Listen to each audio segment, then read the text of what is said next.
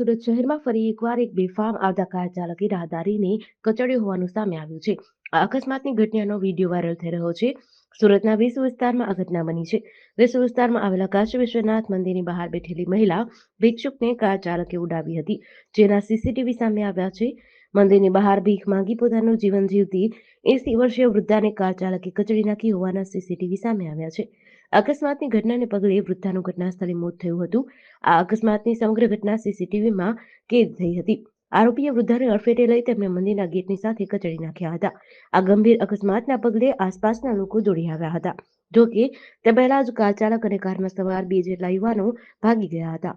અકસ્માતમાં ગંગાબેન ગંભીર રીતે ઇજાગ્રસ્ત થતા કાર ચાલકોએ માનવતા ન દાખવી અને ફરાર થઈ ગયા. અકસ્માતના પગલે દોડી આવેલા લોકોએ ગંગાબેનને સારવાર અર્થે ખસેડ્યા હતા, જ્યાં તેમનું મોત નીપજ્યું હતું. આ મામલે વેસુ પોલીસે વધુ તપાસ હાથ ધરી છે.